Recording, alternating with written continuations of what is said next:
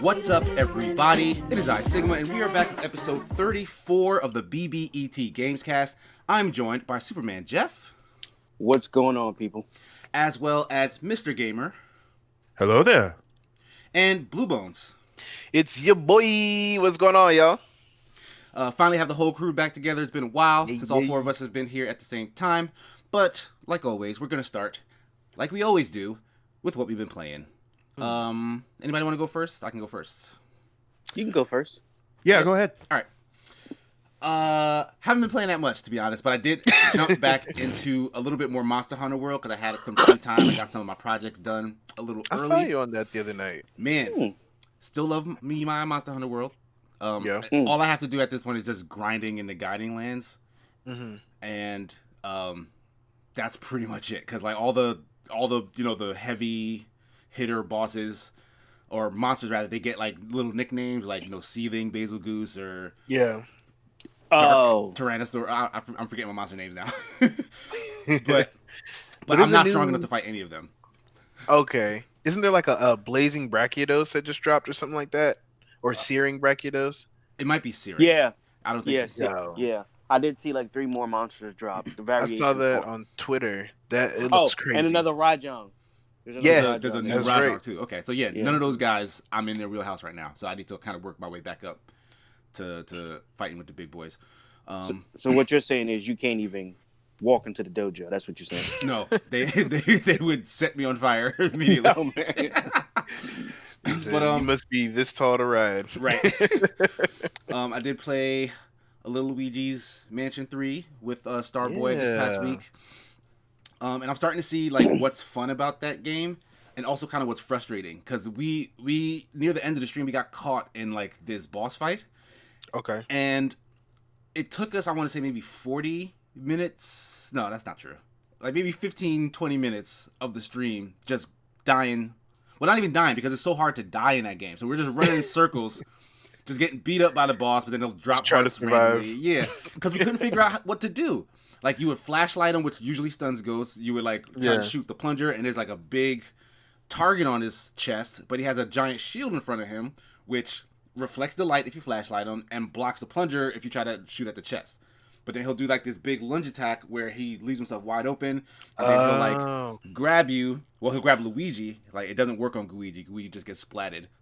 But he'll grab Luigi and then like toss him across the air. So I'm telling my son who's controlling Luigi, like I think you have to time it before that attack. So try to shoot him. He's telling me like, no, it doesn't work. Like nothing's happening. I'm like, so basically what you're telling me is this is Nintendo Dark Souls. This is Dark Souls for kids, right? No, like I wish that were the case because that would be interesting. What this was just a bad boss fight because somebody in the stream luckily had done this before and was like, you have to flash him at the start of his attack because it was like a ghost who was in a giant suit of armor, and like anytime you try to flash him beforehand, he like ducks in the armor. But when he does that attack, he jumps out slightly, and it's like it's not really telegraphed well. So if that so you wouldn't be able to pick it up from just like from just someone had to tell you. Yeah, from just seeing the fight, like it's not telling, and like especially for a Nintendo game, it's odd for something to be that obscure as a mechanic. That's a shame. Yeah, so with that knowledge, we were able to beat it easily. And apparently my son was actually stuck on that boss fight in his own game, like which I didn't know. So he immediately went to his Switch Lite and then went and beat that boss after learning that. He didn't want to tell you that. He was he didn't let me. I didn't know that he was actually stuck there. I thought he was like way further than where we were, but we pretty much caught up to where he is. Okay. And I also tried out a very tiny bit of the game Mutant Year Zero. It's on Game Pass. It's the XCOM-like, right? Yeah, it's a turn-based tactics game, but they do something really cool where when you're not in actual combat, like you actually can walk around the map. Like you control all the characters that are in your team. You can switch between them. They literally just walk in like free aim. You can move the camera around.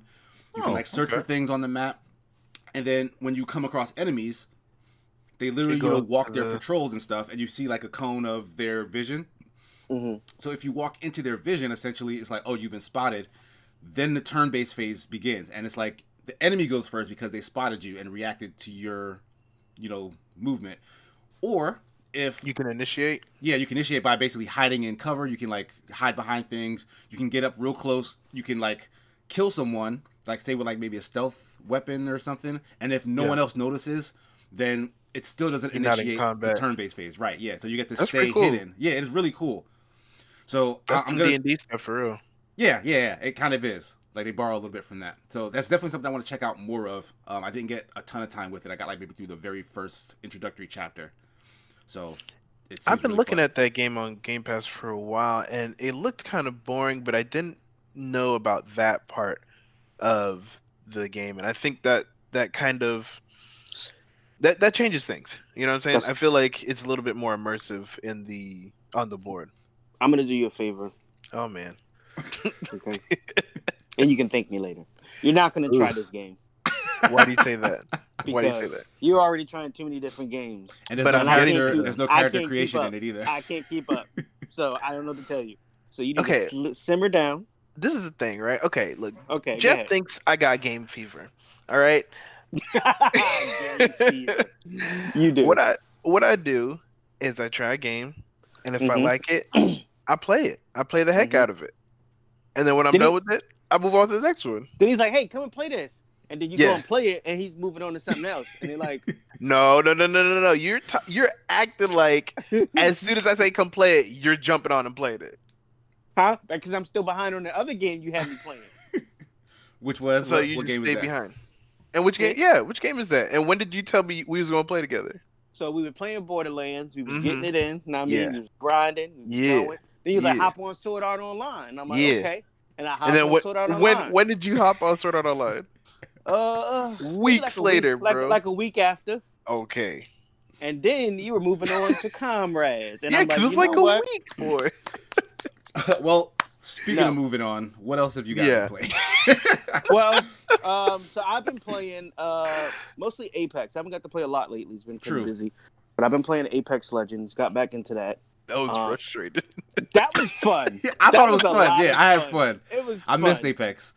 I do miss it, and it adds playing with people you know, and having that voice chat adds so much more to the game. Like where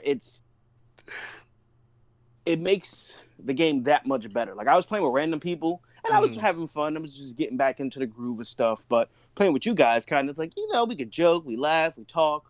We play the game, we point out that Casey doesn't know how to use the new hero, stuff like What that. are you talking about? It was good, and I don't think we did that bad on that stream. I mean, we Yeah, we didn't. had some We didn't good- get any wins, but we were didn't- consistently we like got, like, within third like place the a top. few times, yeah. We got third place at Yeah. least once And- or twice. and that's after being away for a while. Yeah, I was trying a new hero too. I tried Yeah. Crypto. Crypto. Oh right, that was Crypto was actually really cool. funny. Yeah, You were it just was. constantly on the Can you drone. protect my body? Can you protect my body? So if you Yo. don't know, Yeah, tell him them about. Crypto. Tell them You want about me to that. tell him? Okay, you so Crypto is this dude who's got a drone that has a surveillance cam, pretty much, and it can spot enemies and it can actually shock people and slow them down. So it's kind of like an EMP kind of deal. He's really cool, and whatever my drone sees, the rest of the team sees as well. So I can kind of have it stationed outside of a building to watch our backs, and it'll alert as soon as people are going within its range. Now, Ooh. yeah, he's really cool, but people can see it and shoot it down, and there's a long cooldown to bring it out.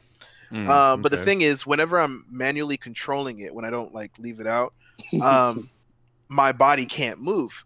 And so these guys like to run off on a regular basis. No.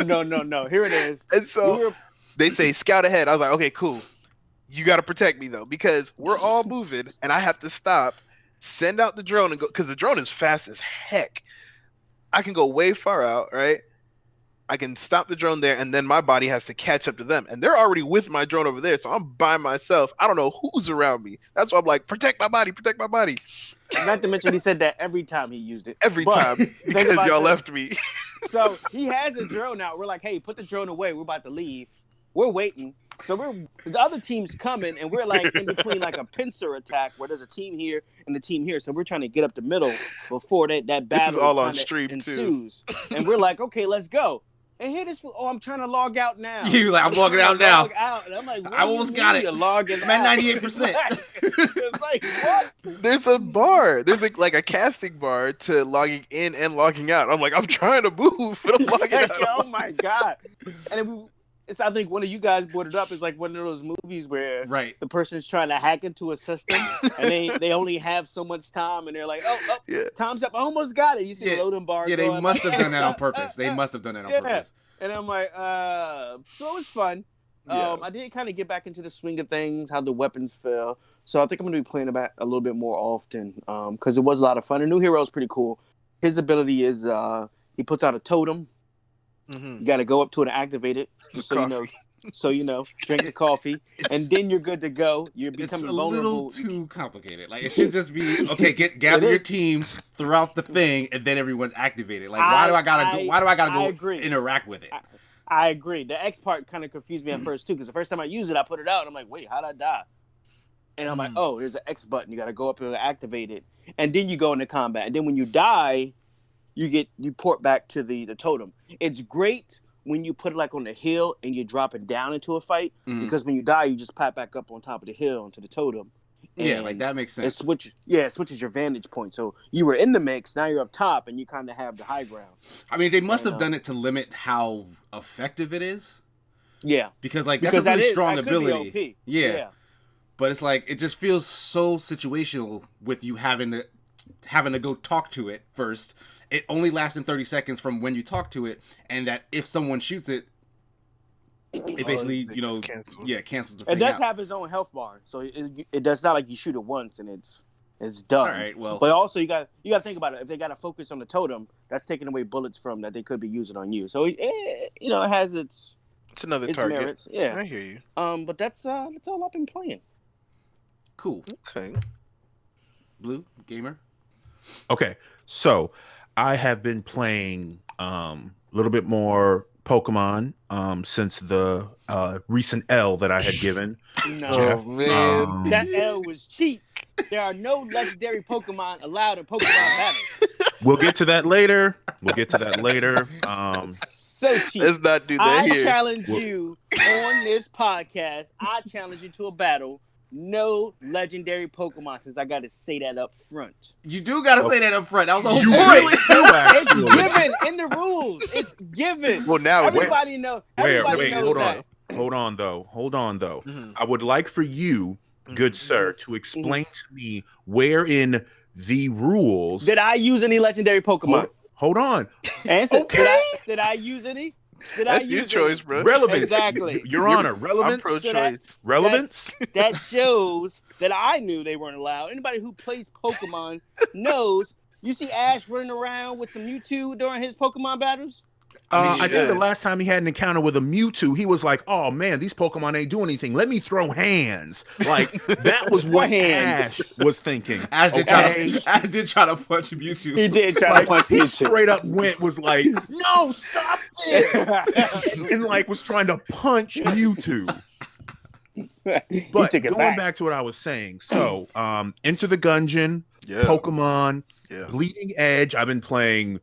I've been actually enjoying open beta. Came back. GTA. I've been playing Comrades with Blue. Oh my goodness, we've been playing a whole lot of Comrades. That game cool as heck. And I finally got back into Final Fantasy 14. And unfortunately, just like every RPG that you stop playing for a few months, I have no idea what I was doing. Yeah, I can't imagine what that's like. I was just like. They're like, "Oh, go to this." I don't even know how to attack. What is going on? Like, we'll get you all caught up though. We'll shake the rust off. Don't worry about it. But and another game that I've been playing, Animal Crossing Pocket Camp.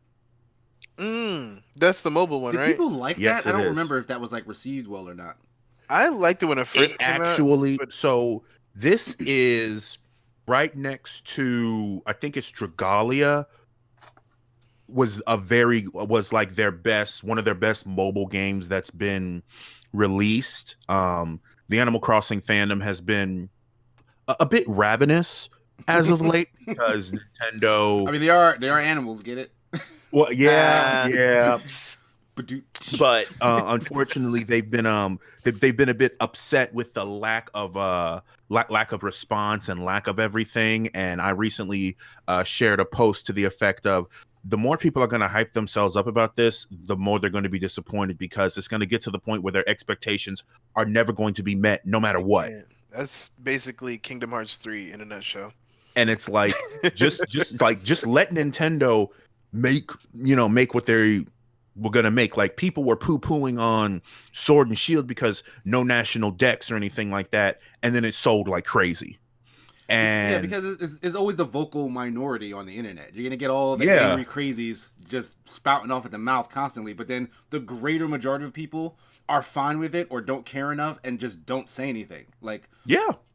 So, or it's like, hey, let me actually like play this thing, like, let me actually see what this is all about, instead of like, oh, hashtag Game Freak lied or all that stupid crap. Like, no, it's not even worth it. Oh, and I haven't been enjoying the wonderful pictures of Isabel and Doom Guy. Yes, because they are friends. Apparently they are best friends. Yeah. And I was just like, I didn't. So I didn't know I needed this to make them buddies. It's mad cute. It's mad cute. Like, just imagine cute little Isabel. One copy of Doom Eternal, please. Like, is she old enough to play that game? I mean, if she's old, like Isabel's 34. definitely, She's she's old enough to run a town. Jeff, that was very specific. Right? He said like 34. Yeah. I've been doing the math, and I'm putting her around 34. She reminds me of the sheep from what was that? Zootopia. Yeah, I can see that. Yeah, I don't think Isabel's like evil though. I do think so. I think she has she's just like that sheep. I'm telling you. All right, so Isabel is actually 28 in dog years. So she's like way old enough. That's super old. So no offense. Never mind. Yeah, like, don't disrespect Isabel. Let's not do that. Just gloss over whatever was about to come out of his mouth. I don't even no, forget it. It would have sounded insensitive because I heard it in my head. So I was like, no, let's just... Hey, man, I appreciate that filter. Let's just leave it alone. But does that do it for you, gamer? Or is there some? Other titles? No, like that's been just a big combination of everything that I've been playing. All right, cool. Blue, what you been playing? Okay, I did some Overwatch this week. I had a lot of fun with that. I did some Widow work that I haven't done in a while, and got some good results, and some Zenny work too. Man, I've been moving with the team on these Transcendents and just chilling in the back. Me and Gamer did some really cool stuff where he was playing Ana, I was playing Zenny, and we were way far in the back just sniping heals at the team, and the enemy team just didn't know how to stop us. That sounds really good. Surprisingly effective. Yeah. Especially cheap tactic. Wow. It's a thin line. Wait, cheap tactic. He said cheap tactic. It's called strategy. I mean, sure, some would say that. Okay, so you sound like you lost already. Let's just hey Casey, like just take a quick moment, shake off your Jeff. You got a little bit more soul on you. Just shake it off a little bit. Shake that off. Just like line between cheap and great. Dark Larry. You said you guys both hid in the far back corners of your team so that no one could get you. Wait. Time out. As healers, yes. Time out. I think there needs to be, because I see that there's a bit of a communication thing. When you say hiding, what you actually mean to say is Blue and I took the opportunity to not be close to the action where we would not be as effective, because what are we as support supposed to do in that big team fight? Our job is to heal. That's it. Last time I checked, you both were playing supports? You both were playing healers? Yeah. Last time I checked, Zenyatta's ult is used at close range. Yeah, you're but right. I didn't need to use it. Exactly. And if I did, I moved faster than everybody else. I didn't need to use it because we was healing. Because you were in a fight is the point I'm making. I mean, and I had a nano grind just going to town. I'm gonna let him do his thing. I mean, Anna gets a pass because she is a sniper. Oh So the my twins- goodness. Zenny's a sniper too. That is not okay. Zen, okay, we'll just leave that soundbite. Zenyatta's a sniper. Yo, I want to do a 2v2 with y'all. Oh, let's do I it. would love that as well. We should I'm do okay that. with I would love that. And y'all, I would y'all love to play just completely Y'all play demolish Anna Jeff's and reality. Y'all Zenyatta. put in it. You already fell to the Reaper, so you don't want to step in that ring. Who fell to the Reaper? Gamer. Oh, okay. I was like, who are you talking about? Fell to the Reaper. You can get it too. You can get all that smoke Yo, too. come on, 2v2s. We're gonna Yep, do all it right. this week. It's happening. It's All right, happening there on we stream. go. We'll do it. Bet. Okay, so You know, Overwatch. I'll have my wife give you a very specially crafted L, Jeff. Specially crafted just for you. I'm gonna send you. She does really good arts and crafts, yo. Yeah, Does she she? really does. Yeah. Maybe she could teach you. Ooh, I don't know what that means, Yeah, but I'm not- okay. I'm not So, sure I don't know what that right? means. I'm not sure that like he said it aggressive. His but like, delivery was on point. Again, relevance, Your Honor. I've been playing Overwatch. I played a little bit of Bleeding Edge today. It was a lot of fun. I liked, I like tanks. I like heals. I like support classes first. The character that I really enjoyed playing, I played about 2 online matches, was the snake healing guy, like Yeah, the he's voodoo supposed- master. He's supposed to be. yes. He's supposed to be kind of a. Buff, debuff. Yeah. Exactly. He's a buff debuff. He's got a healing circle, and I mean, he's a lot like Zenny. You know what I'm saying? I mean that game does borrow a lot from Overwatch. It's Yeah. trying to make a melee centric version of Overwatch. So Yeah. that's not surprising. So did everyone just forget about paladins? I never thought about paladins to begin Yeah, I with, never to be got honest. into it. I never gave That- it that- any kind of That game I would say that game borrows more It probably- from Paladins. paladins than Yeah. Overwatch, only because Especially of the mounting and how Exactly, big the yes. maps well, are. right, Yeah. that is a thing you can do, which is a thing in Paladins, sure. But Paladins is such a carbon copy of Overwatch at first glance that it's like to say that something's borrowing first from glance, yeah. Paladins versus the fact that all of it is From borrowed from Overwatch, Overwatch yeah. just seems disingenuous. at least it doesn't Absolutely. have as many heroes yet.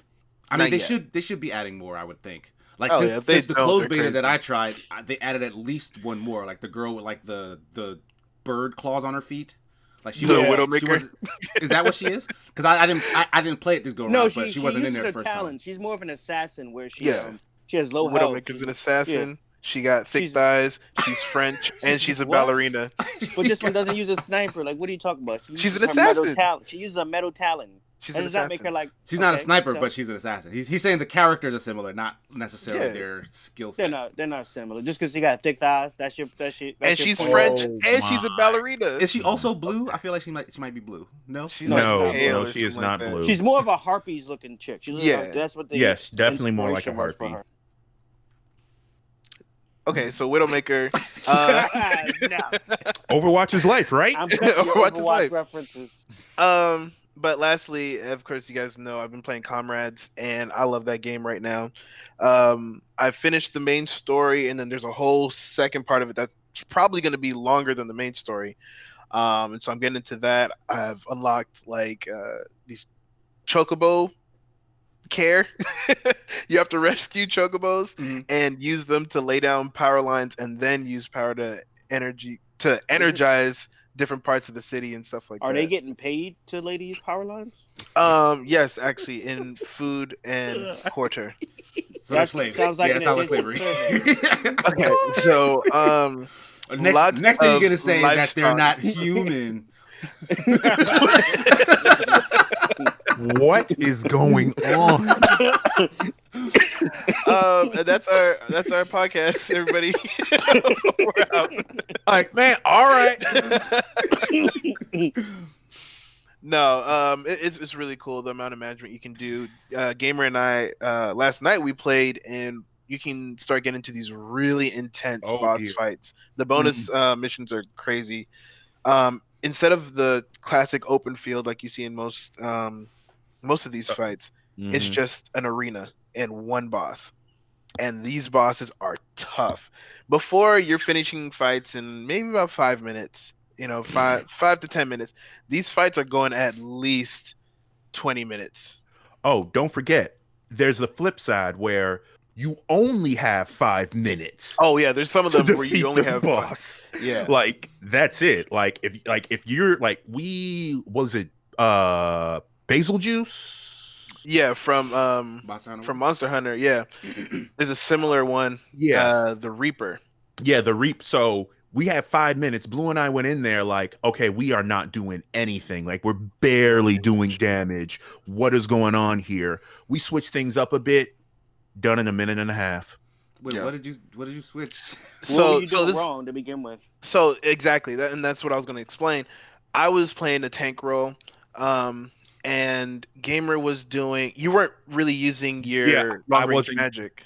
correct. I was not using. I wasn't using the. I wasn't using right magic. So Right he's element. flying around everywhere like that. And I'm Dropping trying to get some bombs. hits in, and it's just like, well, can't do anything. So Blue switched up to aerial ace. I got my second level fire magic and just let him have it. Before we switched over, my problem was that I'm using a shield. I'm on the floor, and this big old thing is flying over, just raining down on everybody. So I can only get 1 or 2 hits with the warp strike jumping up to him. What I had to do, just like Gamer said, I switched to aerial ace, where I can kind of what do they call it, like a shadow step in the air. So I'm basically flying the whole time with a shuriken that I was using. We looked at the boss's immunities and stuff like that and realized that fire was his biggest weakness. Fire and light was his biggest weakness. So we crafted weapons that had those elements, and we got the long range magic, and we got me doing the aerial ace stuff. We knocked it down really fast, and it was really cool, like gearing up for that specific boss. You know what that sounds like? Monster Hunter. Exactly. Yeah. With the flair of Final Fantasy, and that's why we love it. That's why you love it. Awesome. Because I personally like Monster Hunter style more than Final Fantasy, but I do know that Final Fantasy is a much more anime centric universe than Monster Hunter World. Monster Hunter World is also kind of anime ish, but like not like Final Fantasy. Not as much. Yeah. All right, cool. Yeah. Like, look at them spikes on Cloud's hair. You'll know what I'm talking about.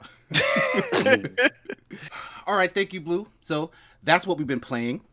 We're going to move now into our topics. First up, Blue brought this to our attention. Hold on. It's time for Blues News. You're right. My bad. I asked it's time for Blues News, baby. Time for Blues News. My bad. Our Super Smash Sunday recap brought to you by Blue. Let's hear it. Boom. That's me. What's going on, everybody? It's your boy Blue Bones, BLUB0NES, and this is a Super Smash Sunday recap. Now, see, what had happened was, right? Sigma chose Captain Falcon and just decided to go off on people. So he landed at least like 7 Captain Falcon punches. It was like 1.5 Captain Falcon per punches match. per game. Yeah. Yeah, but I was gonna say over the span of a certain amount of games, like he was just landing them in ridiculous spots too. So like they kept working. So yeah. If it ain't broke, don't fix it. That was really cool to see, especially at the beginning of probably about the first third of last week's Super Smash Sundays. Then we had a player named Slickus. He played a very good Sonic who was really holding down the line for a long time. There was some pretty crazy upsets. I'd say one of them was my Bowser Jr. won a couple more than I think he should have. Yeah, but went on a little mini streak there for a little bit. Yeah, went on a little streak, and it was fun. It was cool. But at the end of the day, Sigma took it back with Breath of the Wild Link and pretty much held it down for the end of the stream. So, if you guys want to jump on in, Sundays 2:30 p.m. Eastern. Yes, you know where to find us. You know where to find us. Thanks, Blue. No problem. But you're going to continue because you're the one who brought this next topic to our That's attention. Right. Mark Hamill is gearing up to voice Skeletor in Netflix's new Masters of the Universe series, which is a thing I didn't even know was coming. Yeah, I've heard. I heard about it, but I didn't know exactly the angle that they were going to go with, because there's a lot of revamps where our old shows are becoming like comedies, or they're going like really serious.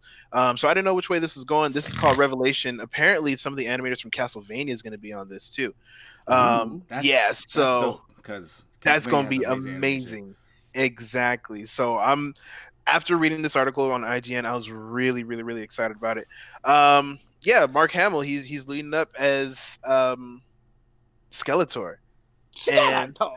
yeah, if you guys don't know, he's huge into the voice acting scene. Mhm. Joker was one of probably his his most famous most role. iconic role. Yeah. He was also Fire Lord Ozai in Avatar: Last Airbender. He's in the Dark Crystal series as the scientist Skeksis. I can't remember his name, like Skeksil or some crap like Right. that. Did you just play the game and watch the series? Yeah, I did. So that's why I knew that. There's actually a lot of celebrities in that series. Like, I was surprised. Lena Headey from Game of Thrones is in there somewhere. Mm-hmm. And then you have some really good writers. Some people, actually, Jeff, you might be interested. Some people who wrote some of the stories for Magic the Gathering is going to be on this project. So this is going to be, I feel like this is going to be an intense series. How do you guys feel about He-Man in general? Like, were you guys fans? I was a fan of the early cartoon. Mm-hmm. From I think it was like with the 90s, and then they remade one later in the early 2000s that came on. I believe it was Cartoon Network. I think I have a vague memory of that. I also remember the movie. The movie wasn't terrible. It had Dolph Lundgren in as He-Man, I believe it was. Yeah, and I think I did see that too. Yeah. I remember at one point they were talking about another movie. I don't know if that's still in the works or this kind of is taking a place of it, but I remember there was talks of a Masters of the Universe movie that was in the works too. So. What do you think, Gamer? Guys? Yeah. I unfortunately, it never caught on with me. The only really thing I know about He-Man is Skeletor, and the only reason I know of Skeletor is Jim Sterling from the Jimquisition. So, unfortunately, that's as far as it really goes for me. I don't think it was a bad cartoon, but I think probably during this time I was probably, watching Mighty Man or something like that. Like I just never really caught on to any of this. I do see it's a star-studded cast, but yeah, I'm not like, I'm not like, ooh, I'm just like, okay, let's see what this does. Let's see what this is like. Oh, other side thing too, if you want a little bit of history about He-Man, the Toys That Made Us on Netflix. Right, yeah. I watched. It actually started out as a toy, and around that time, a lot of toy companies were looking to make cartoons to sell the toys. Push toy sales. Yeah, so that's a little bit of history about that. And talk about who created He-Man and told you how he came to fruition. So if you want to check it out, He-Man was supposed to be the boy version of Barbie. Really? That's what I've heard. Yeah. Like, wow. Barbie was such a success. They were looking for something to contend with G.I. Joe at the time. And really? Yeah, they had a failed toy line that was supposed to be like Conan or the Barbarian. Okay. Mm-hmm. So initially they had these existing toys that they couldn't use anymore. They didn't sell. And they were tasked with coming up with an idea around incorporating these toys. So they put a bowl cut on it and sprayed it yellow? So He-Man started out as this barbarian-looking guy, and then it went on to the next guy, actually came up with Skeletor and some of the designs. And it's funny because, the cat that he rides, yeah, they actually had a zoo toy line that obviously didn't do good. And it was like, we have to figure out something for him to ride. And they didn't have much money to use. Wow. So they grabbed a tiger, who was this huge tiger from this, and then they painted it and then kind of went along with it that way. That's really funny. So a lot of this stuff was by accident or just what like they had scraps. available to them at the time. Yes. Oh my gosh. He-Man is you know what? When you think about it in that context, all those random characters do seem like just a bunch of like a hodgepodge of a toy line. And that sentiment exactly was kind of what formed my opinion when I watched He-Man back in the day. I didn't know what was going on. It looked kind of like Thundercats, but not really. You know what I mean? and it was a kid who turned into this giant man. And Was he a kid? That part was later. Prince Adam. That was in a Okay. later cartoon where he would when he used a sword of Eternia or whatever it's or something. Yeah, I like think it might be Eternia. That's, Yeah. yeah. Omens is Thundercats. it's Okay. Thundercats. Yeah, I Yeah. was really close to crossing the two. I'm like, let me just shut up. They're very When similar. he Talk used about a the Eye sword, of Thundara. that's when he turned into He-Man. But in the initial cartoon, it was just He-Man. There was no Yeah. alter ego or anything like that. So yeah, growing up, I was always confused by He-Man. I was like, oh, that's kind of cool, but when they fight, and then later on, I grew to kind of watch some. They always have nostalgia clips and stuff on YouTube. I grew to appreciate Skeletor. I thought he was really funny. And then back in the Navy, we used to watch that one video. What's it called? That. Hey, yeah. You know what I'm talking about? I know what you're talking about. We had that on loop on watch for a long time. Exactly. It was What's like going on? like a He-Man music video. Yeah, so Yep. we played that for hours straight just to see who's gonna crack first. So in a way, He-Man has made an impact on my life, just not the way it was Directly. intended to. Yeah. Right, yeah. Like personally, I think like He-Man as a concept is kind of dumb. Yeah, But I do as a series. I do like hearing about its pop culture relevance. Like I'm interested in like its Exactly. history and like what I'm not mad at it. Yeah, like so in that way I'm interested to see how this does. Like that She-Ra, which I think is also connected to the He-Man universe in some way. Yeah, I was that going to show point that already out. premiered, right? Yeah, she actually started out on He-Man, and they had kind of like they would appear on each other's show. Right. Like But that I'm thinking He-Man was kind of pushed because of the success She-Ra. of She-Ra, right? Okay, yeah, because Yeah. that show apparently is pretty good, but I haven't checked it out yet. I wonder if they'll be connected at all, because that would be interesting too. But I mean, the art style is probably it different. depends on the art style. Yeah. Yeah, it depends on the art style. Her art style is more, not to say kiddish, but it's more. It's like light. Yes, it's to appeal to a younger audience. Mm-hmm. I'm not sure what He-Man's audience is gonna. Like if it's the Castlevania guys, yeah, I'm guessing maybe they want to go a little grim, dark-ish. Yeah. But yeah, the She-Ra series is more magical girl looking. Yes, agreed. Yep. But okay, Yep. so we can move on from that and talk a little bit more about Pokemon. Apparently, the home application finally launched. What? Yeah. Jeff specifically had me do some Pokemon moving for him. I But we'll get remember into You that in a can't bit. be telling these secrets. These Gamer- are trade secrets. Gamer brought this up, and I'm pretty sure Gamer, you've had That's the most good to know. experience Thank you. using Thank you home. very much. Thank you very much for letting me know that. Thank you. I know what to get myself. So he was trying to hide that. Just call it out. But Don't Gamer, tell I think you PC might have had nothing the if you most. wanna keep it a secret. You might have had the most experience using home, right? You were kind of really excited about this. I was, because to me it was a wonderful way to combine kind of like the dream that I had when I had first looked at this a few months ago, and they were talking about not only Pokemon Home but Pokemon Sleep as well, with the idea being that essentially you're never going to stop playing Pokemon. That's scary. And that's kind of where, and that's really where I think they want to go with this. Whether you're on your phone, whether you're walking about, whether you're on your 3DS, whether you're on your 2DS or in any device, you will be playing Pokemon. You'll be able to take those Pokemon with you, and to be able to incorporate all of that into the latest Switch is, I'm thinking I love it.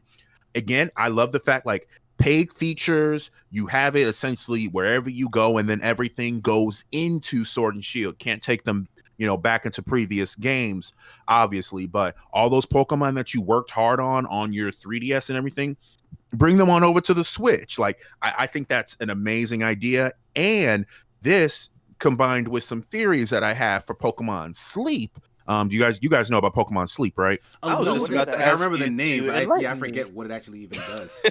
So Pokemon Sleep is essentially, it is it's cuddle an with your accessory. It's a little accessory that basically has a gyroscope in it that detects movement. So just like where the Pokemon Go Plus detects movement where you are moving, Pokemon Sleep detects movement where you are not, where basically you are gaining experience as you sleep. As you restfully sleep, right? Yes. Because so if you like me, I toss a turn. My Pokemon ain't gonna do nothing. Right. So it's when you get into that true restful sleep where you're not moving, where man. That's you have a specific Pokemon that will gain items or gain experience, and then what you earn from Pokemon Sleep can then be brought into Pokemon Home, which then can be brought into Pokemon Sword and Shield. And you see where I'm going with that, where every moment now they have a way where even when you are not playing Pokemon, you're still playing Pokemon. So it's Skynet essentially, because you're telling me that boy. this is a way to 100%. control kids. You give them Pokemon Go to go out and play. When you're ready for them to take their behind go to sleep so you can go to sleep. You want him to get some experience, right? You give them sleep points. I mean, that's not a bad idea though. Like, you should try it. I wouldn't go as far as Skynet, but I will say this is a way to connect your life with Pokemon, where it's so easy to like everything that you're doing. Wake up, Pokemon. Go to sleep, Pokemon. Go to the gym, Pokemon. Like, you know, and I'm thinking about it now because I haven't really gone into that, but sometimes what I'll do, Jeff, I'm gonna slap you.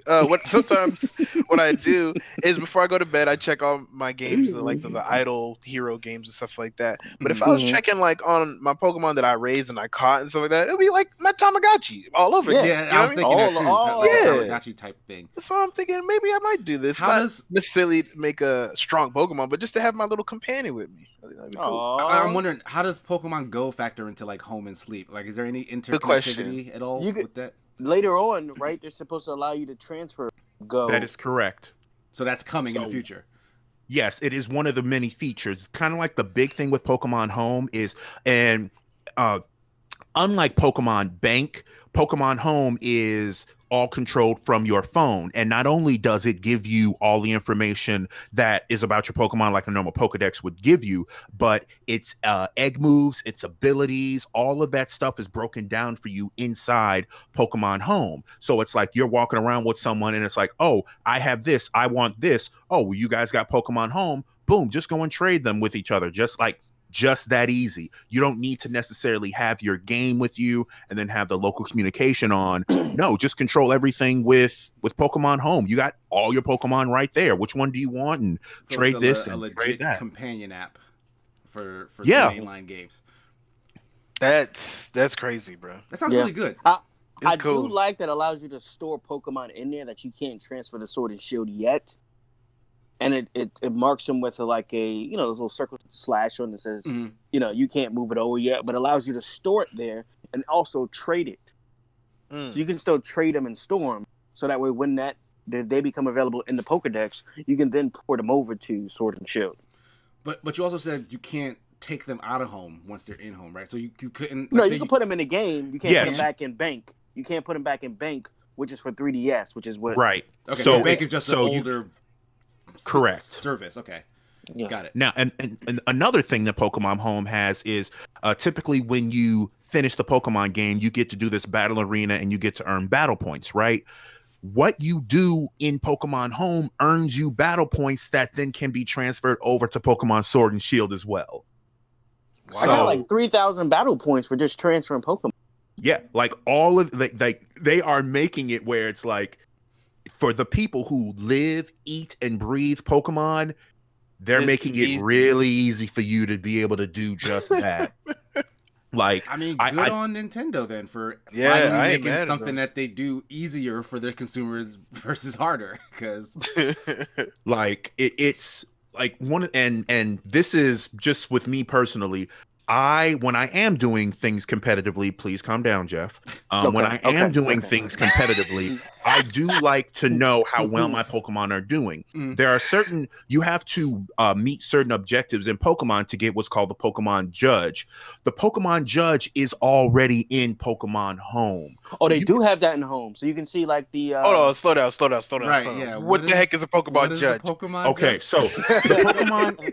Because I'm imagining a Pokemon in a black robe with a gavel. I was thinking the same with a little white wig. Okay, no. Like, a little Pikachu with a gavel. I would be stressed out if life, my judge is guilty man. You know what I mean? Because that's all he's gonna say.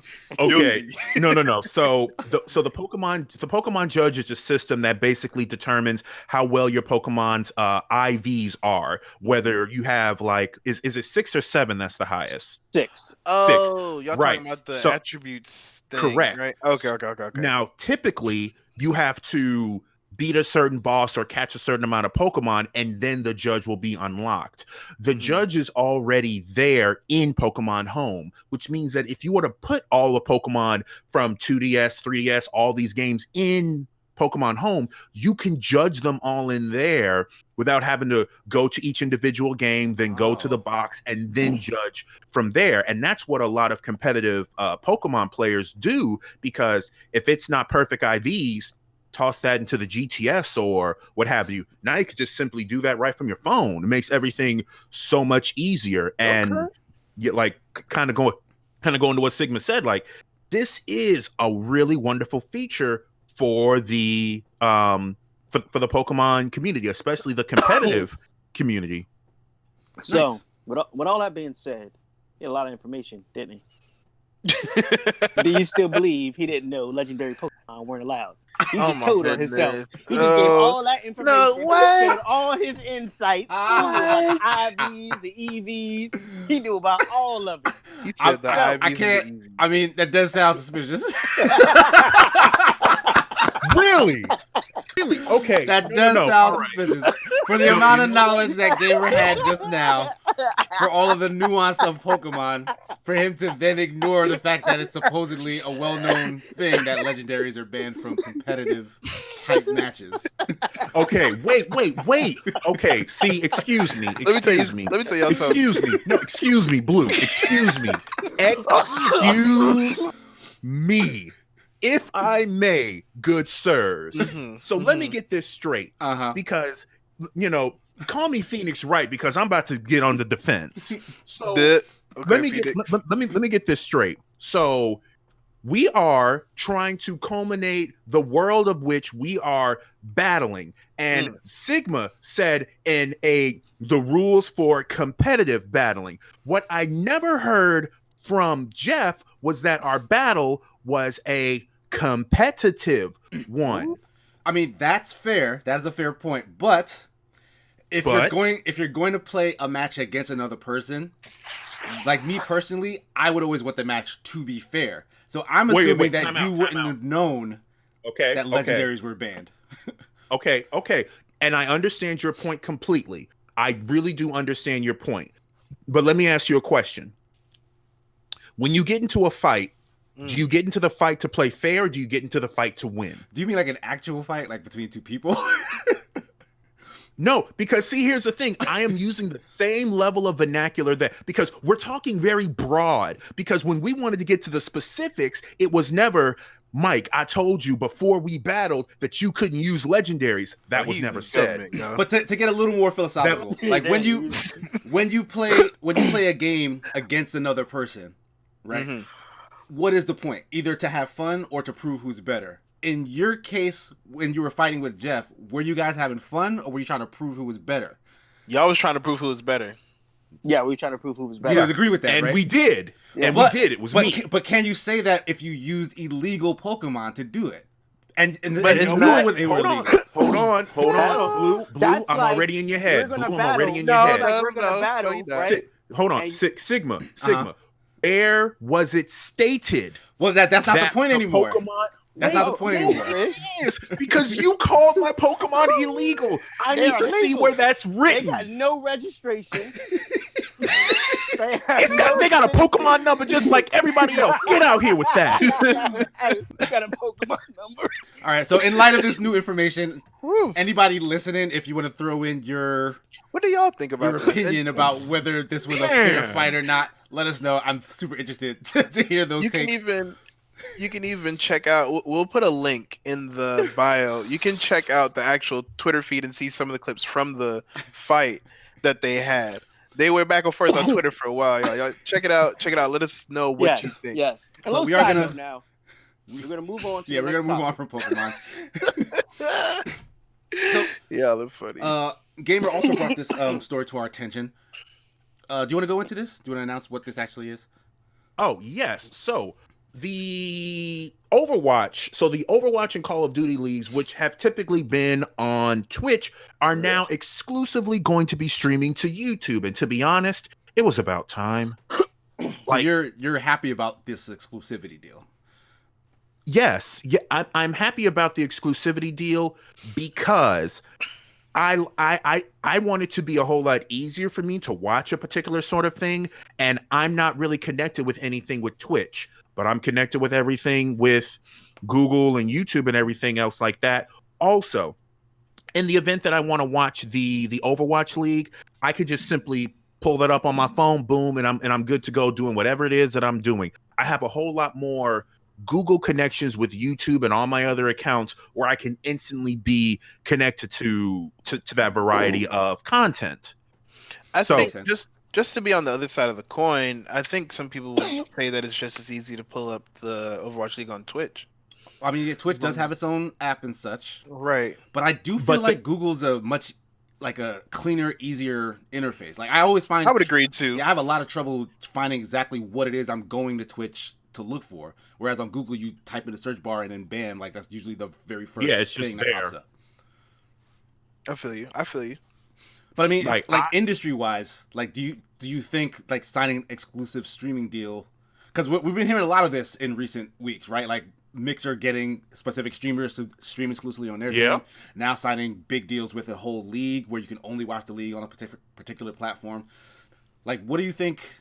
What do you think that means for like the industry of like esports and streaming views and stuff like that? The way I see it, if there's one big person at the top that says all these things are going to be exclusive, what we have obviously seen with this, it's not going to be exclusive for long. So if that means that somebody else is going to try to come in there and shake things up, I welcome that because it doesn't get stale at that point. Mm-hmm. There has to be some sort of competition. Someone want to get in there and say, hey, this person is doing this. We can make something and try to do it a whole lot better where we can get much easier player engagement and we have significantly better analytics. I think that's absolutely fantastic. I really do. Also, this is just me. I was never really a big fan of Twitch. I'm really just not. Like, I'm not saying that Twitch is terrible. Mm-hmm. I'm saying that there are definitely better places to stream. And that's just because I've recently covered some less than optimal stories about Twitch's guidelines and things like that. I'm not going to go onto the Twitch streamers because a streamer is going to be a streamer wherever it is that they go. Yeah. That doesn't matter. But just Twitch in itself and its platform, I'm not the biggest fan of. So I don't want them to do bad, but mixing things up and shaking things up is good. I mean, what is it? We just recently had Sprint and T-Mobile merge. So I know that's going to shake things up in the cell phone world. Like, how long is that going to be happening until someone else comes up and says, hey, we give you unlimited data for a third of the price of those guys? Like, all right. Like that's personally how I feel, especially if you got the money. Like if you've got the money behind it to really lock it down, like Sony did with Street Fighter. Like, yeah, all right, do it. I mean, I feel like that's a little different.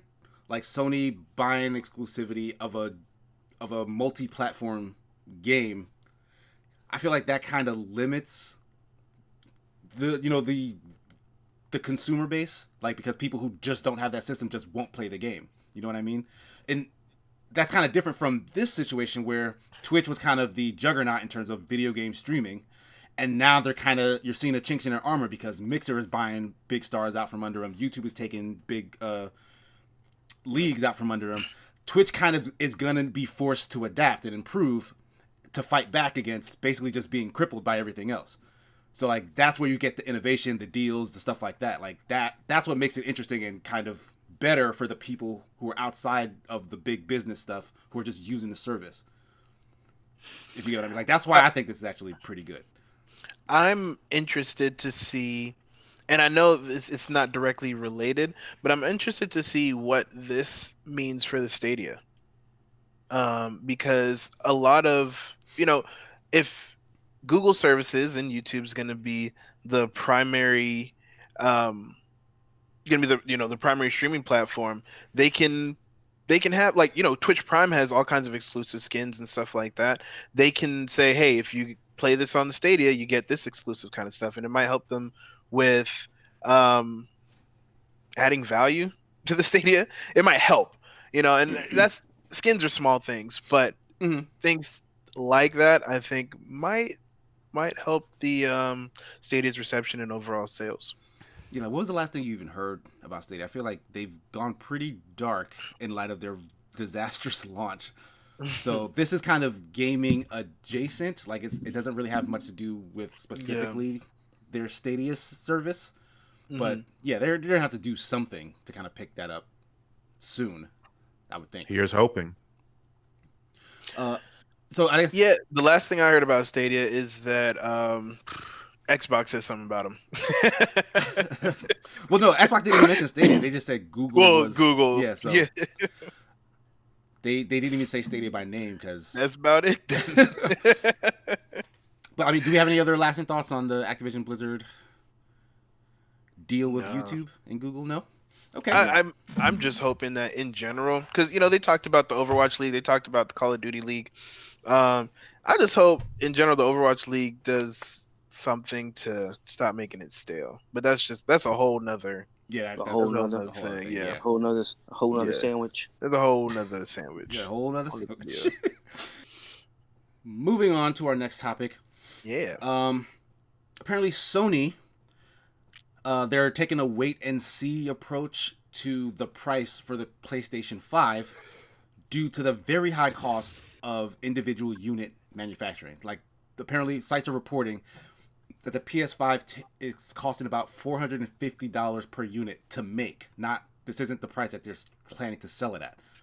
Like, if you don't know, when you manufacture devices, especially electronic devices, you do it at cost. Well, you do it at a significantly reduced cost because, you're a big manufacturer, you're making millions of devices. You buy in bulk from producers, so you get a significant discount. So the phone may only cost like maybe $100 to $200 to make, but then they sell it for like $600-800. So that's where their profit comes from. Consoles are slightly different. Most console makers usually make their console and sell at a loss. Nintendo never does that. They make a relatively cheap console for the time and then sell it at a profit. But then game makers recoup their cost from game sales and services and stuff like that.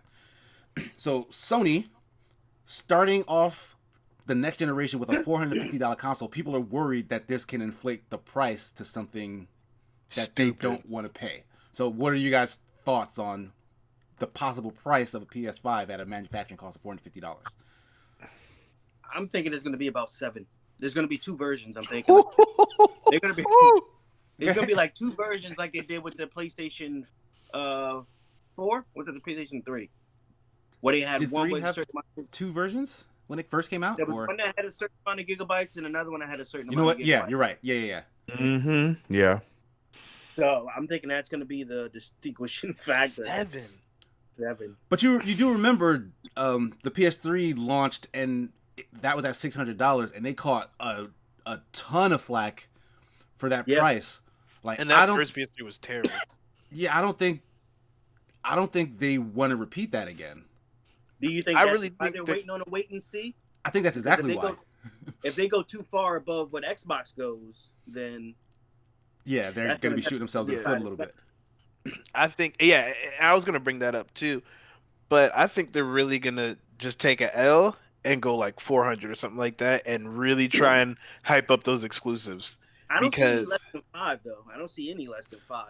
I agree. I feel like 5 is the sweet spot because they are like different. The difference between this and the last generation is, if you guys remember, like when they were switching over, the upgrade in like graphical power and stuff was not really that impressive over the previous generation. Like it wasn't like a massive jump like you've seen from like, the PS2 to the PS3 or from like the PS1 to the PS2.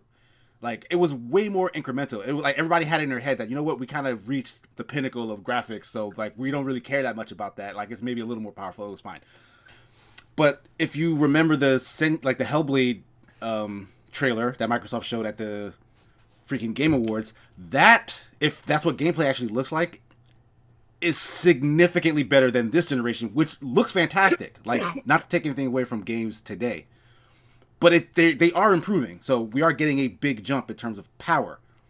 So I feel like that to Sony would justify the extra $100 because they're trying to sell like, oh, this is a big deal, guys. This is more powerful.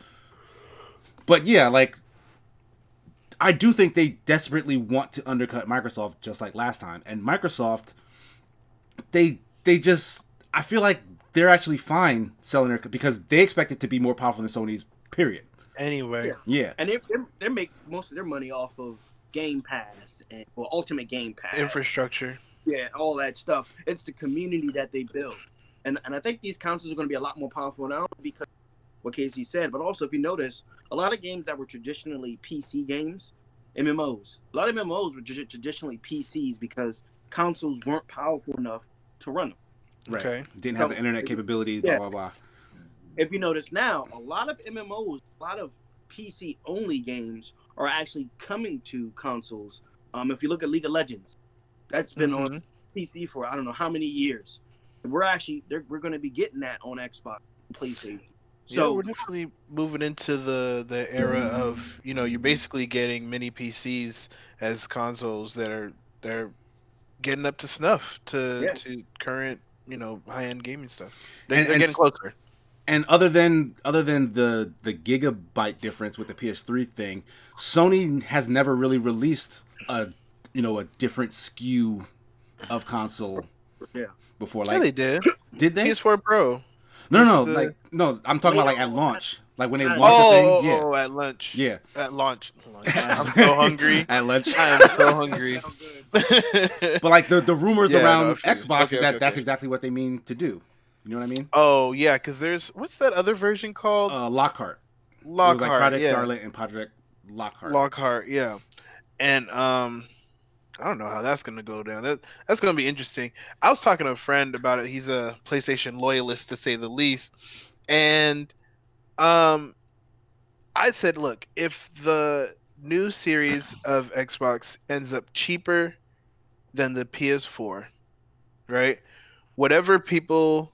Whoever believes in the console wars still between Xbox and PlayStation, they're gonna have to admit that Xbox wins if the Xbox console is cheaper. Can you explain that a little bit more? Like why? I only say would that it being because cheaper. Like it being that cheaper they win? and more powerful, especially with the services that Microsoft can and will provide. I don't think PlayStation is going to be able to hold a candle to that kind of deal.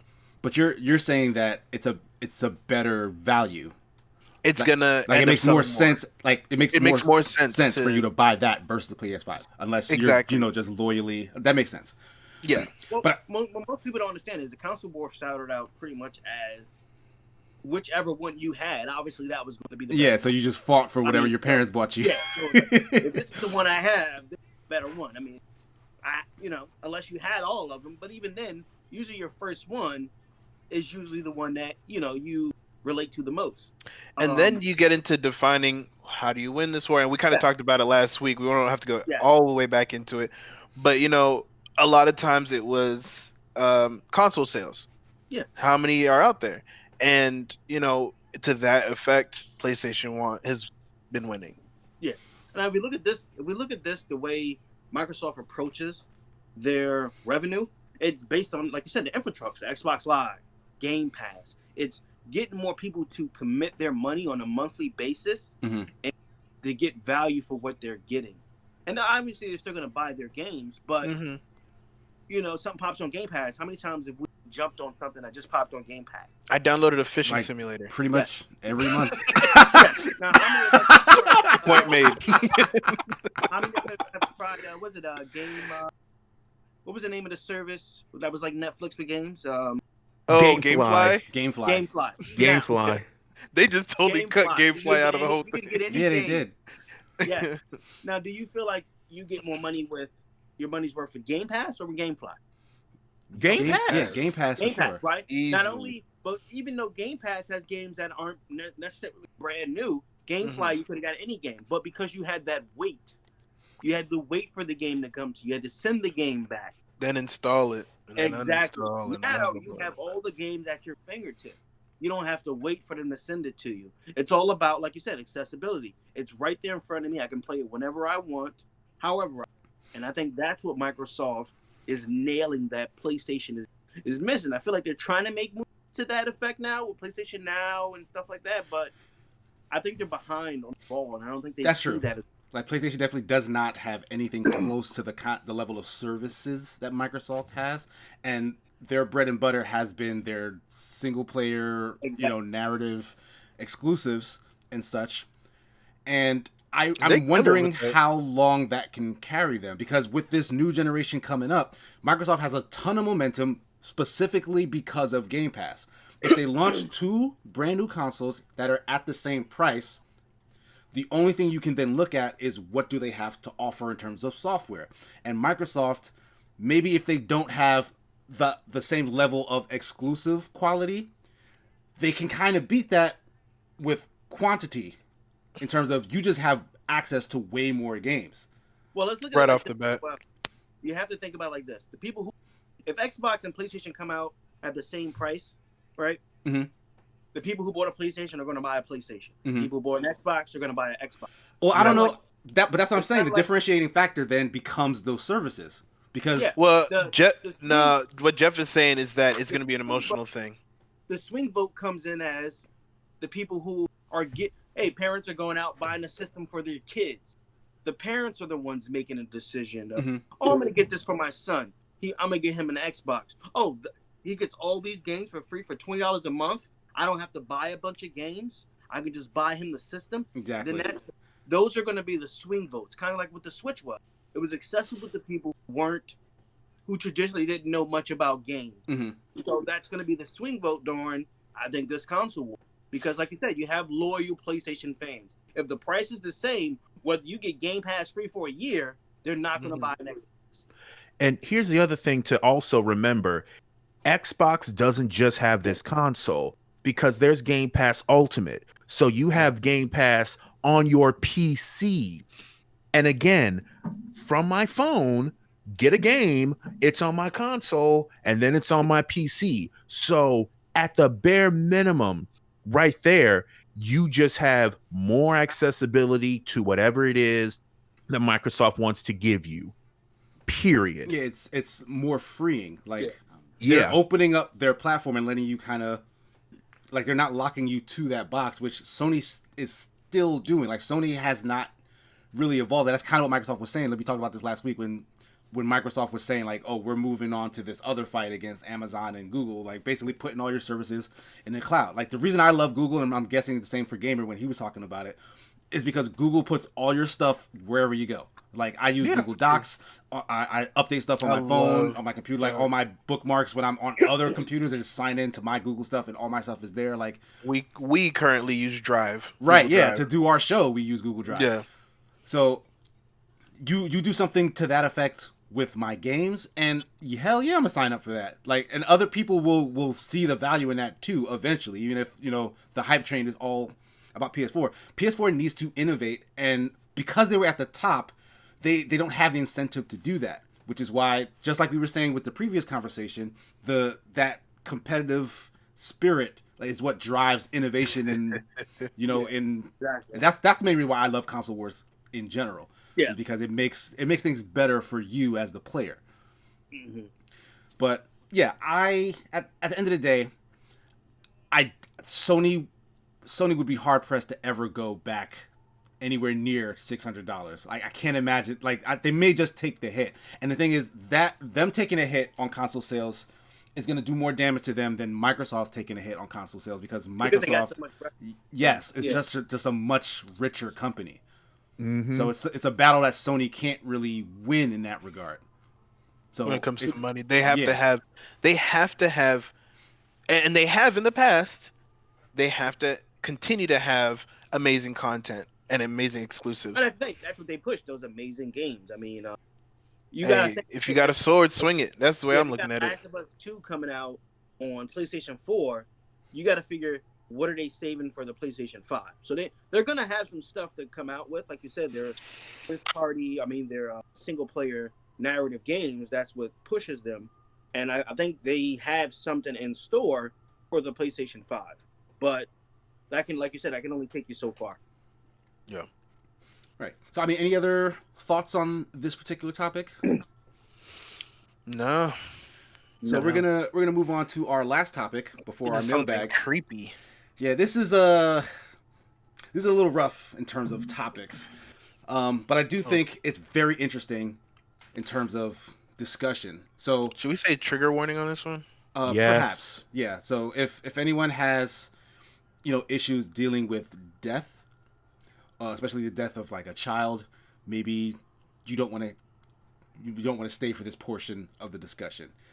But the news story here is a mother basically used a VR program to basically spend some time with her 7-year-old daughter who died of a terminal illness. Yep. So it's kind of strange, but there was even a Black Mirror episode very similar to this kind of thing, where like a robot was sent with like an amalgamation of her partner's like internet identity. Like these guys built a tech demo where she was able to like play with her daughter. They recreated the daughter's voice from recordings and stuff. Ooh. Yeah, how do you guys feel about like VR tech being used in this way to kind of maybe help grief? I am deeply concerned, and I'm gonna be real with you. It just makes me really uncomfortable.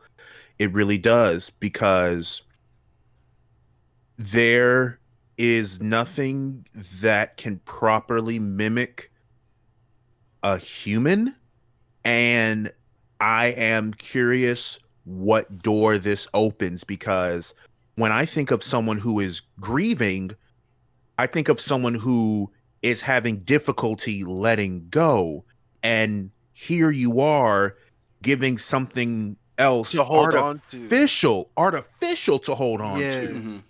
Because no matter what the person thinks or sees or hears, whatever it is that they're looking at through those VR glasses is not real. And that is, yeah. I think especially while grieving, most people, not everybody is the same, but most people are in a fragile state of mind. And what my concern is when I'm thinking about this, I've been thinking about this story all week, right? It's like, once she gets off of that, I feel like she's going to want to go back. Like, oh, I need to go tell her this, or I need to go tell her that, or I need to spend some more time with her. Like, I feel like she's going to be fiending for that. And they're going to have to tell her no. So, here's my look at a certain point. Yeah. I don't know if you watch Young Justice. Have you finished that? I have not. I haven't finished. Yeah, I don't think I finished the second part of the third season they released yet. Okay, so I don't know if you saw what I was going to talk about, so I'll leave that to the side. Even though you guys should see that by now, I'll give you. I appreciate that. But so like you said, those are the negative effects of it. I think for someone who, let's say you have a grandpa and he passed away, you didn't get to say goodbye. Right. Now, if there is hey, this is a one-time program, you get 5 minutes, 10 minutes to say whatever you want, but after that, the file deletes.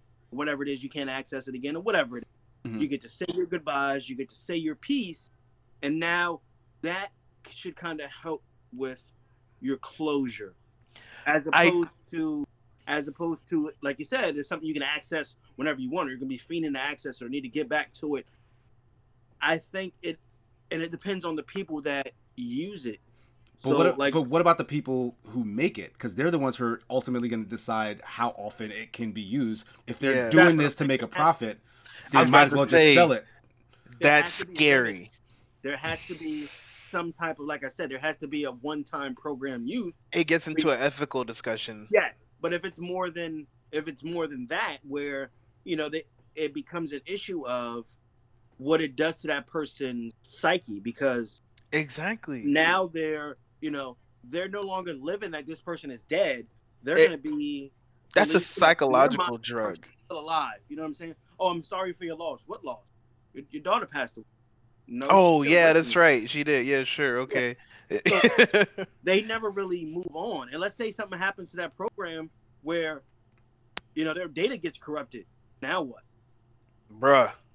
Now they're hooked. Now Now they're imagine this. Exactly, they hooked, right? Imagine this, right? They say one-time deal, and some guy who's working the thing makes a copy of the data on a card and tries to talk to old girl afterwards and says, "Hey, look, $5,000, you can have your daughter back. And just plug this into your PlayStation on the VR set or something like that." Bro, Well, like So here's the other thing that's that I too kind of easy want. to do. This story reminded me of another story that came across my timeline. So the directors of Finding Jack used a CGI James Dean. They Right. used a Yeah, we talked CGI about this version too. of an actor that had already died. So That's right. at what point are you like dead? Are we just gonna like bring you back with data like that? Because mind you, I have no problem with things being artificial. I would be a cyborg if I possibly could.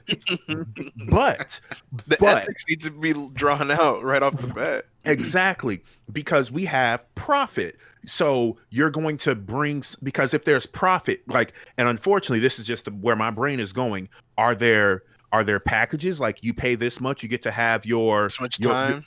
yeah, exactly. You get to have this much time, and then again, like, is it a repeat or is it going to be different each and every time? Like, is this going to be like some sort of AI thing where, oh, it's always going to be, oh, I talk to her and then she goes into the room and then I see her playing with her crayons every single time and I just repeat that over and over again? Like, And how do they judge the quality too? Let's say I paid to have this service, right? And I go in there and I'm like, yo, that's not acting like my daughter. I don't know who this is, and that could be just a whole disturbing experience in itself. Well, I'm glad you brought that up because, like, I don't know if you guys watched that Black Mirror episode because I'm gonna spoil it a little bit. Yeah, go ahead. But Go ahead. wait, so it's okay It's like if season you 2. spoil whatever you're about to spoil. I mean, but it's Black Wait, Mirror. have you watched Black Mirror, Jeff? No. Oh man. I have not either. Well, I'm joking. Go ahead and spoil that. well, yeah. The thing No. is, no. The thing is, I won't go into like super detail. Like you can still get the plot of it, but it's like the main point was, this woman lost her boyfriend. Like I think they were engaged or something. I don't think they were married, but it was her boyfriend. She lost him in an accident or something, and then the thing to help her with her grief was essentially an android that scans the internet of all of his internet activity, and like brings back an amalgamation of his personality based on like how he behaved on the internet. It was super close. And the thing is, it helped her in the beginning. Like she was, fine with him. It was basically like he was never gone. But over time, she was like, well, he wouldn't do this. He wouldn't do that because it doesn't have the full picture of that person. You know what I mean? Yeah. So eventually, it did help her let go because even with the substitute, she was able to understand, like, well, okay, so you're not real. You're not the thing I lost. You know what I mean? That was a traumatic experience, though, when she realized that and when she admitted it to herself. And I think that's what you're going to end up putting people through. I don't know. Unless that's you what coach them through it. Because honestly, even without something like this, without the ability to go back and maybe have an artificial version of the thing you lost, some people never get over the loss, especially in this kind of situation where it's a mother who loses a child. Like that's gonna stay with you forever. Like it can be something that just doesn't go away. So for her to get the opportunity to like maybe be with her daughter for a little bit of time again, that could possibly be the most cathartic thing for someone in that situation. And no matter how long that takes, at some point she will either. You're right. Maybe she will get addicted to it in that way. But it could also have the opposite effect.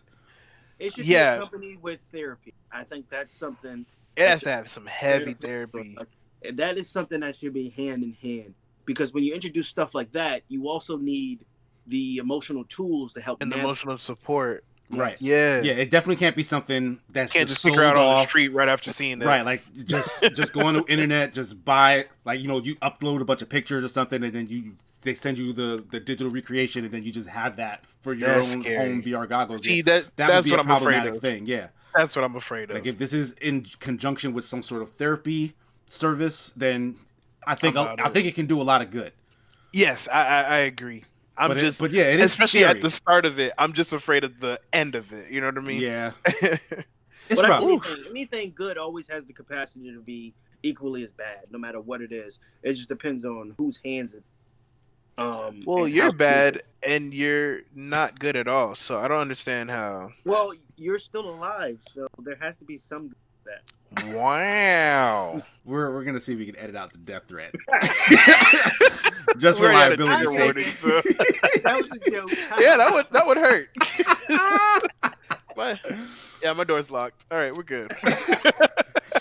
Oh man. Okay. Anything else on this particular topic before we move on to questions? I love my life, and no, that's it.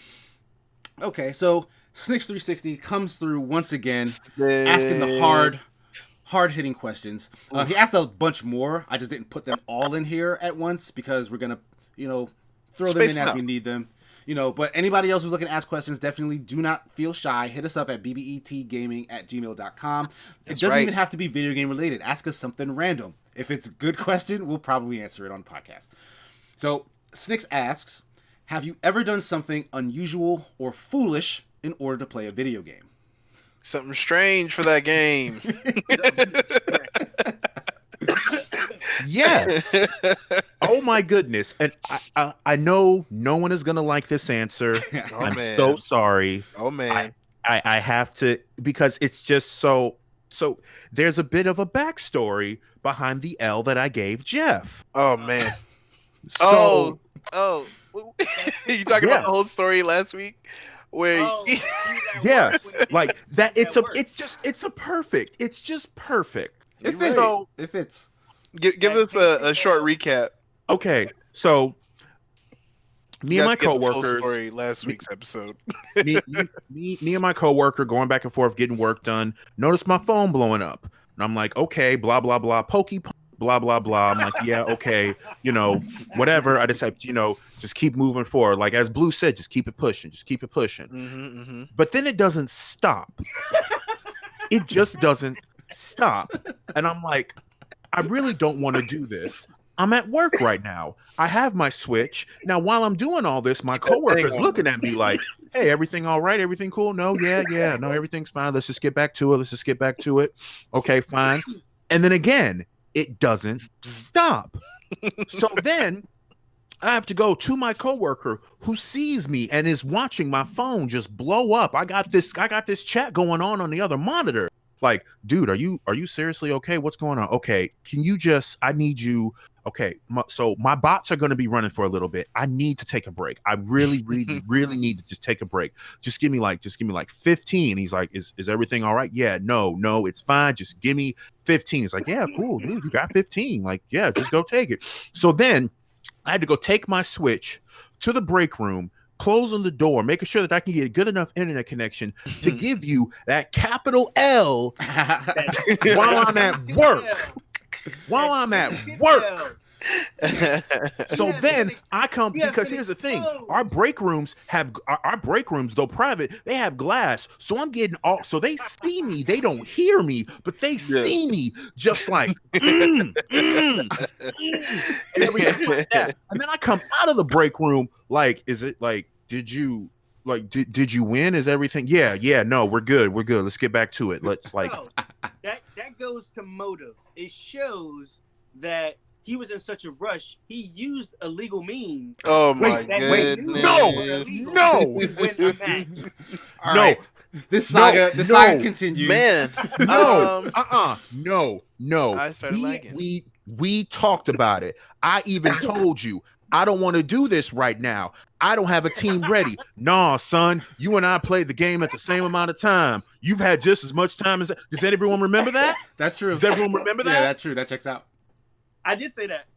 Thank you. That doesn't justify you using illegal means. Well, that's still That's still out in the ether. We want to hear. It's some not other even out in the ether. It's done. Wrap it up. Stick a fork in it. It's done, and you know it is. Oh, Because man. who won? So I think the craziest thing I've done to play a game would be, you know what? I've gotten. Are y'all still there? Yeah. Oh yeah. Can you not hear us? Hello. Can you hear us? Hello. Oh, everything just went really fast. Hey, okay, I Oh, see y'all now. okay. Hey. It's like what? Should I leave and come back real quick? Because this connection is acting funky. Yeah, go ahead Or if just it's. leave. Sorry. Yeah, go ahead. Since it's Jeez, I'll fix that gone. for him. Stop, Jeff. Just stop. All right. You lost. Just accept it. No. All right, Blue, pick it up from when you were beginning Yes. to go into your game. Okay. All right. And got it. Okay. So the craziest thing I've done to play a game has probably been, I would say, putting my computer at risk by trying to download and use CD keys and all that kind of stuff, Yeah. illegal versions of games. Man, I played San Andreas on my my older laptop, a Toshiba back in the day, and the amount of setup that I had to do to get that simulator to work and then plug up to my PlayStation controller through my computer. Oh my gosh, it looked like a dang science experiment, and my computer just had computer STDs for a while. It was just bad, man. Oh no. It died out eventually. It's slow. I didn't know how to fix it Oh, wow. at the time. Yeah, but I had a great time playing San Andreas. For what it's worth. Yeah, when was this? Did a PC version of San Andreas exist, or was this like just all modded hacks? It was an emulator. Oh, okay. It was an emulator of PS2, I think. Uh-huh. Yeah. Ooh. Yeah, so I was really deep into the forums and saying, "Oh, how do you do this? Drag this file? Sure, I'll download it and check it out." And yeah, you know, I learned about internet security kind of the hard way. Oops. Okay, so Fantasy Star Online 2 came Ooh. out. On Lou. Yeah, I also Came did out. this along with them. And me and KC were, we wanted to play it. Oh yeah. So we looked up that, you can download the Japanese version and you can use an American patch. Now, it allows you to play, but every other word was in English. It wasn't like you could discern the story from No context clues. Yeah, like this. It wasn't like fully like the most important stuff they translated to English, like a lot of the menu items and things like that. Mm-hmm. But like I there thought it still was literally big like gaps. every other word, so y'all be No, missing like- Some paragraphs weren't even in English, but like Yeah. most of the story was not in English. It was more so, this is how you do this is how you do that, blah blah blah, this and that.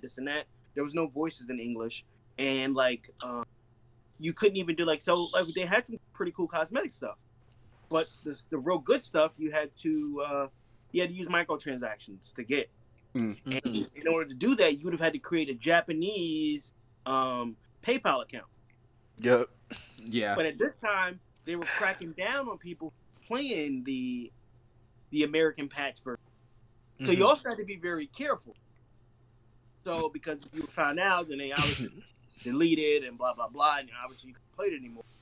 But we went through a lot just to play this game, so that shows how hyped we are that it's coming this spring. Yeah, I'm very hyped. I feel that. I may have told at least part of this story before, but me and my younger brothers were very excited one Christmas to basically play the games that we were getting, because we went to the store with our mom, we picked them out. It was NBA Courtside, rest in peace Kobe Bryant, because he was basically attached to that franchise, and F-Zero X for N64. Mm-hmm. And they were completely wrapped. They were under the tree, like days before Christmas, when no one was home because our parents would go out to work. We'd come in the house from school. We delicately unwrapped No, you the didn't. presents, took them out of the boxes, put them in 64, and played for like the whole afternoon, and then Put it back in. put it back in the box, wrapped everything back up so that no one could know that we actually had played the game. And we did Please this. tell me y'all We got did caught. this. We did not get caught. We did this several times up until What? Christmas. So by the time we were playing the game on Christmas, like we already had saves. We knew exactly Yo, what we were good to doing. go. We was just good to go. So don't tell me, were y'all like pretending like, oh man, Yeah, this yeah. game's really cool. We probably Bob, we handed up real real good. Like, oh wow, wow, you can do this. right. But you know, our parents, they don't know the ins don't and outs pay of games, so they wouldn't be able to Yeah, tell yeah. that. Oh wait, y'all started a save file? Like they Right, don't know what right. that meant. So we were pretty much Yeah. good. So we got away with it. So Y'all that kids was can't do that. I hope Star Wars does that to you. That's where it stops in the Sigma line, because I know Starboy can't do that. matter of fact. Quick tangent. You wanna know what Starboy did do? What did he do? He got in trouble the other day for taking his Switch Lite into his bed at his mom's house and basically playing it all night until he fell asleep. Like she found him in the morning with the Switch like on top of him. Oh, And, like, no. Were you low-key proud? No, I'm very disappointed. Cause like he was super tired. Like he was like sleeping in the car on the way to school. Like he was like dead for the rest of the day. Right? So he tries it again. He got in trouble for it. Like he basically wasn't able to use his game for like the next day afterwards. Mm-hmm. But he basically found the 3DS, the one that Jeff gifted him a little while ago, and was playing around with that this past earlier in the week, right? Yeah. And I think I was streaming for Escapist at the time, so I wasn't paying attention. Kia was here with him. It was time for him to go to bed. She called him with the 3DS in bed. So it was like, okay, so we're saving you from yourself now. Like, you know you're not supposed to do this. I'm taking this away from you. Go to bed. Yeah. Wait, But what did she say when she called him? she said, you know that you got in trouble for doing this last time. That you stayed up all night, you got in trouble. Like, don't do it. Like, stop. Right? So she, takes the 3DS back. But behind her back, he somehow runs and grabs the Switch Lite and takes that into the bed. So when I was done what I was doing, I go to check on him, as I often do, pull back the covers. He has the Switch Lite. Like, he like tucks it underneath him. He's like, sorry, is the first thing he says to me. I mean, what else could he say? As a gamer. That's a gamer right there. So, Oops. so currently, Starboy is actually banned from video games, period, until next Wow. month. So, Ooh. yeah, so we're not going to see him on That's Sigma heavy. Sun until March. Oof. Because he kind of needs to get himself under control. Like, I love that he is passionate about video games, because I was Yeah. the same way. But gotta be you gotta have responsible about it. self-control. Like, you No, got I to. feel you. I feel you, man. Did you ask him how he got the Switch Lite? Like he said that he came and asked her, I think, some kind of BS question, and then like kind of like ran out of the room. Yes. So like she Misdirection. like, Distraction. right. So she wasn't giving it like a ton of thought when it happened, but like after the fact, she's like, that must have been when he like. You know, Yo, that's came and nuts. said, "Are you and Daddy married?" And then grabbed the Switch and then walked out. He asked like a ballsy question, was like, Right. throw her off, and was like, Oh man. But Oh, that's gonna do it for episode 34. Jeff, where can people find you if they're looking for you on the internet? yeah. If you are looking, which I'm sure you are, Hey. don't look for Blue, look for me. It's Superman Jeff 12 on and it's Superman Jeff 12 on Twitter. Superman Jeff 12 plays on Facebook. You can find me on all those platforms. But since you found us here, make sure you hit that like and subscribe button. We need those to bring you the content that you love. True. You can get more smack talk from me to all Oh. of you guys. So definitely hit that like button. So Where can people can I- find you, Blue Bows? it's your boy Blue BLUB0 NES. If you search for me on Twitter, if you search for Jeff on Twitter, you're gonna find me, because Jeff don't tweet. I just tag him and stuff. All right.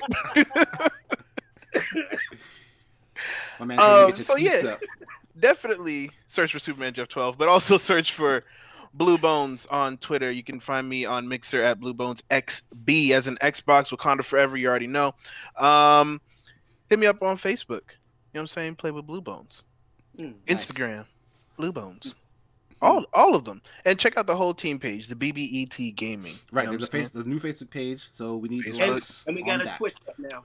We got a Twitch up right Yeah, Also that's subscribe to Twitch. the Twitch. Is a poppin'. So, Gamer, where can people find you on the internet?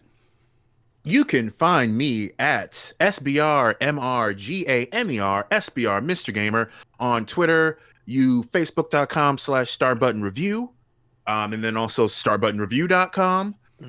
You will probably be seeing a whole lot more of me as I will be going, as you have most likely seen on my Twitter, I will be going to voice acting school. Yeah, congrats, man. Hey! So I've already even got books to read. So Nice. like yeah, like it's serious. I'm excited about that. But yeah, Mixer, SBR Mr. Gamer. So yeah, you can definitely hit me up there. Also, I would like for someone to properly take the time to basically just tell me that I was right about the L that I gave Jeff, so we can put That this to tainted bed. L. It has been 2 weeks. It's been 2 weeks. Let's It's let, been 2 weeks. I want to put this to bed. let Nope. the viewers and the listeners We need to decide. have a proper match. No, So we're just gonna let them legendary. decide. We will let the Okay. viewers decide. You see how I already swayed KC to my side. He Well, knows- I think it is more nuanced than originally said, but I think I'm fine with letting the listeners and the viewers Yeah, just Yeah. let come the to a viewers conclusion. decide. Okay. Yeah, boom. Done. But yeah, that's what they can find me. What about you, Casey? Jeff, why you flexing, bro? Relax. Oh my God. So you guys can find me pretty much on all social media at Sigma Gears 9. You can find me on Facebook at Sigma and Son. You can find me on escapistmagazine.com. You can see the 3-minute reviews that I've been doing, as well as the last 2 weeks I've been helping out the rest of my team. I've been streaming with my boss and with Jack Packard. Some people may know that guy from Red Letter Media, but he works at Escapist as well now. And we did the Today We Try series where they just try brand new games. And I was just on stream kind of chatting up with them. I think we're also bringing back our Sunday night game nights. So you're gonna be seeing me regularly streaming every week on Sunday evenings with Escapist Magazine going forward. So definitely tune into those to check those out. Really happy to be doing more for the channel, and with you guys' support, I'll be able to do much more. We also need your support, of course, for the BBET. Head to our YouTube, subscribe to BBETGaming. That's right. I think that's pretty much it. Thanks everybody for listening. Thanks to my 3 co-hosts. That's gonna do it for episode 34. Peace. Deuces.